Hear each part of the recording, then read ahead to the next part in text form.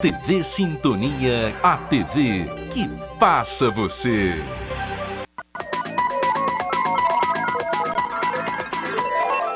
Jornal Sintonia. Apoio Mosaic Fertilizantes, ajudando o mundo a produzir os alimentos que precisa.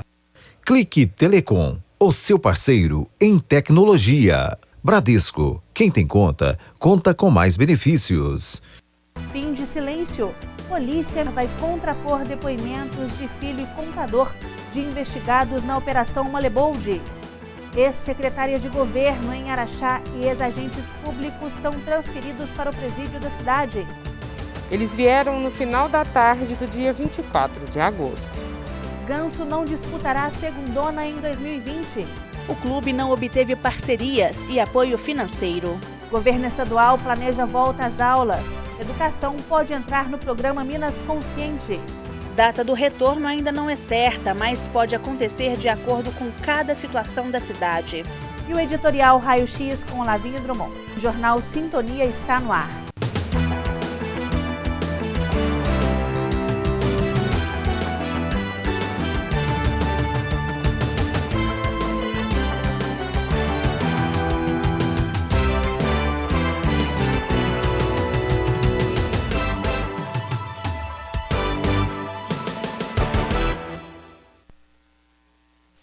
Boa noite. Eu começo esta edição com uma boa notícia para pais e responsáveis que estão ansiosos para a retomada das atividades presenciais escolares.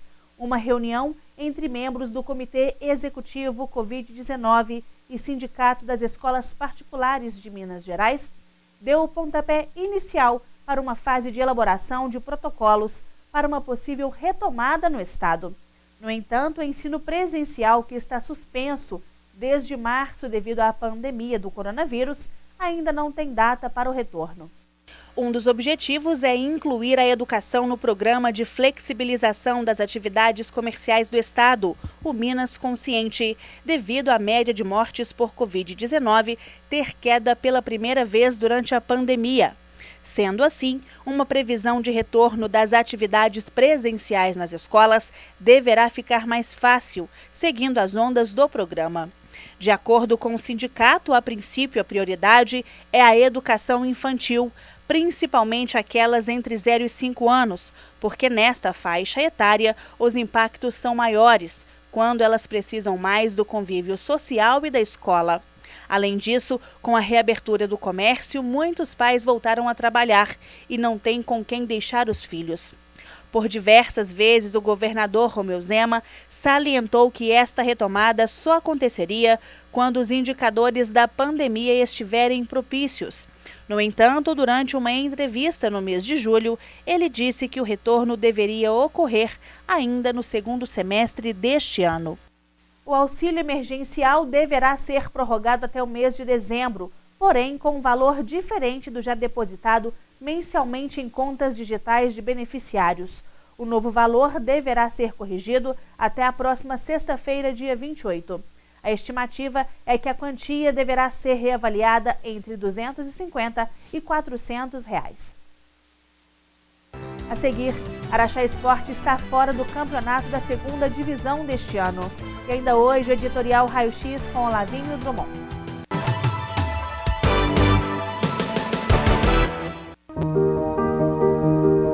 CBMM. Estamos separados por um momento, mas mais juntos do que nunca.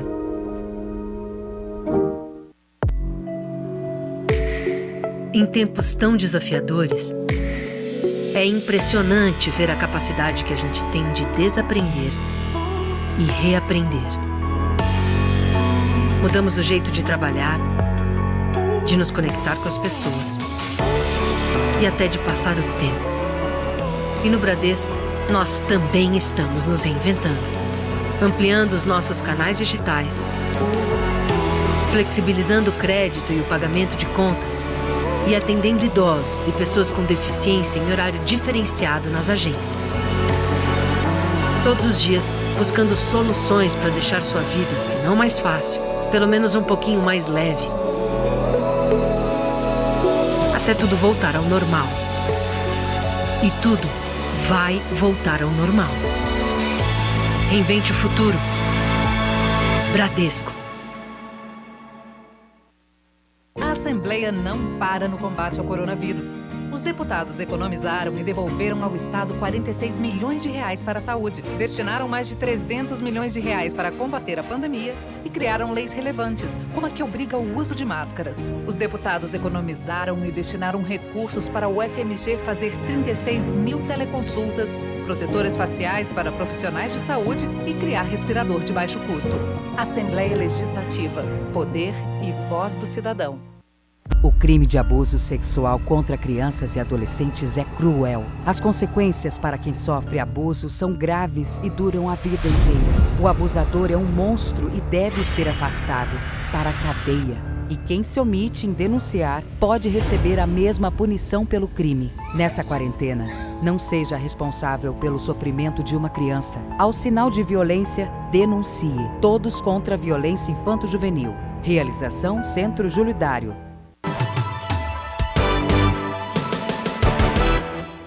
Futebol. Prazo para clubes que desejam disputar o campeonato da 2ª Divisão se manifestem se encerra na próxima sexta-feira, dia 28. A Federação Mineira de Futebol publicou no dia 18 de agosto o edital de convocação para os clubes. O Araxá Esporte Clube não deverá disputar o campeonato, de acordo com o presidente do clube, Jefferson Leite, por falta de parcerias e patrocinadores. Ele afirmou que desde que assumiu o cargo, os repasses diminuíram, até 2018, quando o apoio foi cortado. O presidente pleiteia uma nova parceria com a empresa de Belo Horizonte, a partir de 2021. Já o time União de Futebol Araxá, que ficou fora de atividade por 15 anos, continua na busca por patrocinadores, de acordo com o membro da diretoria, Rubens da Silva, conhecido popularmente como Rubinho. As possibilidades da participação no campeonato de 2020 são remotas. Os clubes que desejarem disputar a competição devem se submeter aos protocolos sanitários e de higiene de combate à Covid-19, vigentes na época da realização de treinos e jogos. O Conselho Técnico para definir o regulamento e datas deve se reunir no dia 3 de setembro. Os jogos poderão ser realizados até o mês de fevereiro de 2021, uma vez que houve a extensão do calendário do futebol de 2020 pela Confederação Brasileira de Futebol. Durante a Operação Lei Seca da Polícia Militar, 3 pessoas foram abordadas. Um rapaz de 26 anos foi autuado por ser inabilitado e pelo veículo não estar devidamente licenciado. Outro de 27 mais um de 49 anos também foram autuados, mas por sinal de embriaguez. Eles chegaram a confessar que ingeriram bebida alcoólica. Os veículos também não estavam licenciados. Eles foram presos por dirigirem sob influência de álcool e tiveram as carteiras de habilitação recolhidas. Na atualização da pandemia em Araxá, hoje, quarta-feira, dia 26, são 859 casos. Destes, 671 estão recuperados. 172 pacientes permanecem em monitoramento. No próximo bloco, agentes públicos presos na primeira fase da Operação Malebold são transferidos para o presídio em Araxá. E o editorial Raio X com Olavinho Drummond.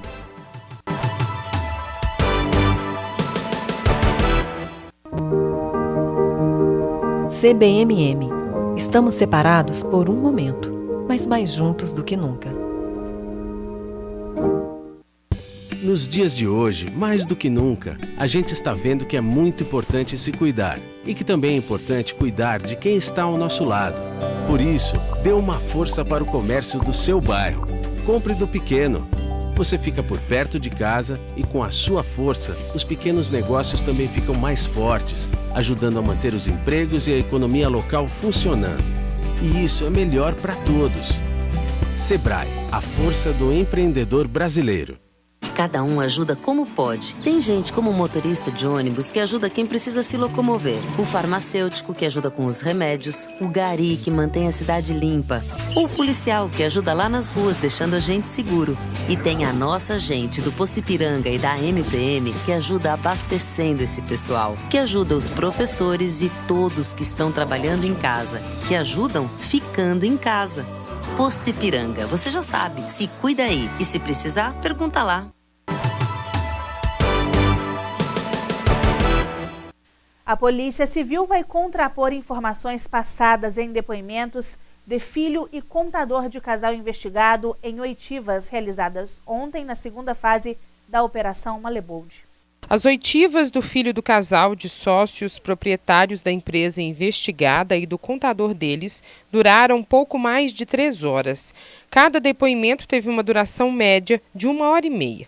Os dois foram presos na manhã da quinta-feira, 20 de agosto, e são acusados de envolvimento na investigação que apura desvios de recursos públicos por meio de fraudes na execução de contratos de prestação de serviços de transporte entre a firma do segmento de vans investigada e a Prefeitura Municipal de Araxá. Nesse segundo interrogatório, trouxeram algumas informações. Nós vamos, a partir dos dados que eles nos revelaram, fazer um batimento com as informações que nós temos no inquérito para verificar a partir disso aonde podemos avançar. A partir da coleta dessas informações. Então a gente colheu as informações aqui, fizemos a escuta. A demora, muitas das vezes, é pela complexidade da situação. Nós estamos aqui diante de um esquema que já vem há algum tempo, ocorrendo aqui em Araxá. Então são muitos dados a serem perguntados. Por volta das 4 horas da tarde de 25 de agosto, o filho do casal preso chegou a conversar com o advogado, que não pronunciou nesse segundo dia de oitivas. O defensor do jovem, de 23 anos, disse que na hora exata vai conceder entrevista e que é uma investigação dinâmica. Os depoimentos foram acompanhados pela Polícia Civil de Minas Gerais e o Ministério Público. Os dois presos, na segunda fase da Malebold, são suspeitos de forjar notas fiscais de prestação de serviços de transportes prestados à Prefeitura de Araxá e de transferência irregular de recursos entre a empresa investigada e outro empreendimento. O delegado da Polícia Civil esclareceu ainda quanto à possibilidade de um pedido de prisão preventiva do filho do casal e do contador. Essas situações a gente vai avaliar a partir das provas que nós vamos buscar de hoje até sexta-feira, que é quando vem essas prisões. Ainda é muito cedo para falar em torno disso. É certo que em relação deles nós temos uma participação secundária, no caso do contador. Em relação ao filho, nós temos aí uma situação um pouco mais delicada. Nas duas situações, pegaremos as informações colhidas hoje e, a partir delas, vamos fazer a análise para ver se é o caso ou não de pedir a conversão em preventivo. O promotor de justiça, Marcos Paulo Queiroz Macedo, acompanha todo o processo desde o primeiro dia de depoimentos e falou que os interrogatórios na segunda fase foram fundamentais. Essa é uma operação muito importante, pela gravidade dos fatos que estão sendo apurados, pelas repercussões sociais e públicas dos mesmos, então eles exigem realmente um acompanhamento mais próximo por parte do Ministério Público, tanto que outros promotores também já vieram acompanhar depoimentos. E eu reputo que hoje nós fizemos quase 3 horas e meia de depoimentos, foi uma tarde muito produtiva e os depoimentos foram muito importantes para a elucidação dos fatos e para a continuidade das investigações. Os ex-agentes públicos presos na primeira fase da operação cumpriram quarentena e foram transferidos para o presídio de Araxá. Os 5 suspeitos de desvios de recursos públicos na Prefeitura de Araxá, presos no dia 11 de agosto, quando foi desencadeada a Operação Malebold, estavam no presídio de Sacramento temporariamente. No começo dessa semana, eles foram transferidos para o presídio regional de Araxá, onde permanecem reclusos, cumprindo o prazo da prisão preventiva. A transferência aconteceu no final da tarde da segunda-feira, dia 24 de agosto. Eles estavam no presídio da cidade de Sacramento desde o dia em que foi decretada a prisão temporária. Os ex-agentes públicos da Prefeitura de Araxá e o casal proprietário da empresa de transportes investigada na primeira fase da operação cumpriram o período de quarentena estipulado pelo Tribunal de Justiça Mineiro, devido à pandemia da Covid-19. Ação preventiva que coíbe a proliferação do vírus entre os detentos.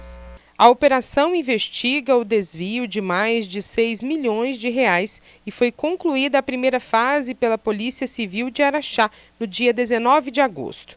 Os 5 são acusados de peculato, falsidade ideológica, lavagem de dinheiro e organização criminosa. Os advogados de defesa dos ex-secretários do Executivo araxaense pediram habeas corpus na segunda-feira, dia 24 de agosto. A resposta pode sair em até 30 dias. O delegado que coordena a Operação Malebold falou sobre esses pedidos feitos pelos defensores. A partir do momento em que a Polícia Civil conclui em relação a esses indivíduos, a essa investigação, no que diz respeito a este fato aqui em apuração, e isso ocorreu na última quinta-feira, com o indiciamento dessas pessoas, passa a ser a análise do Poder Judiciário e também do Ministério Público.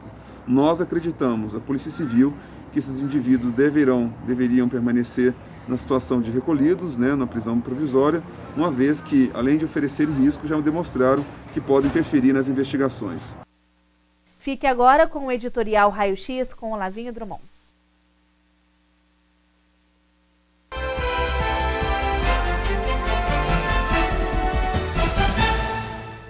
Verdade, verdade, verdade.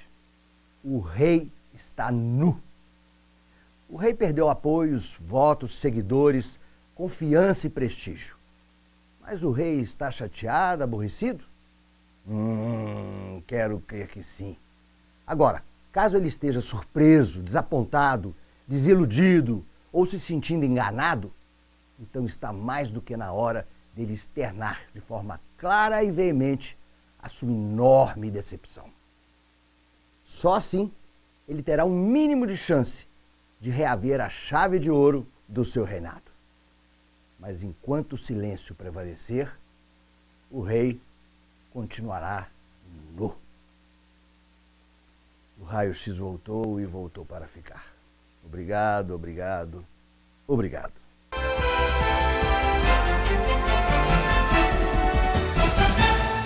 O Jornal Sintonia fica por aqui. Outras notícias você pode ver a qualquer momento através do nosso portal diariosintonia.com.br. Uma ótima noite para você. Fique agora com o Café Sintonia. E até amanhã.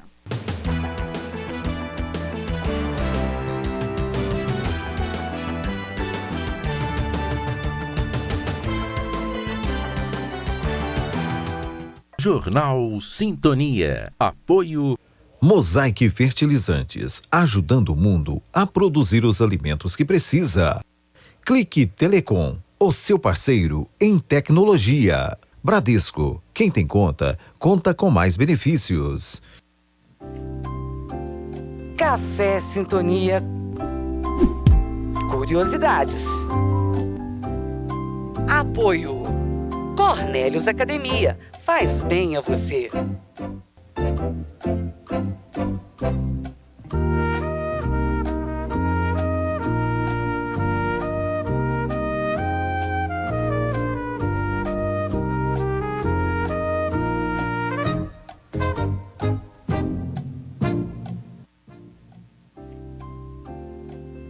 Qual era o nome do arquiteto que fez o projeto do Grande Hotel do Barreiro? Letra A, Luiz Signorelli. B, Luiz Vitor. Ou letra C, Antônio Signorelli.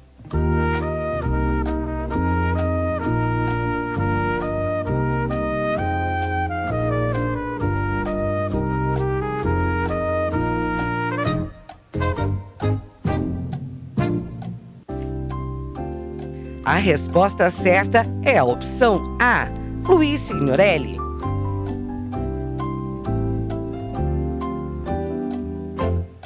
Luiz Signorelli, arquiteto, nasceu em Cristina, Minas Gerais, em 1896 e faleceu em Belo Horizonte, em 1964. É de sua autoria o projeto Grande Hotel do Barreiro e Termas, bem como o da Praça dos Esportes, com os vestiários e piscina.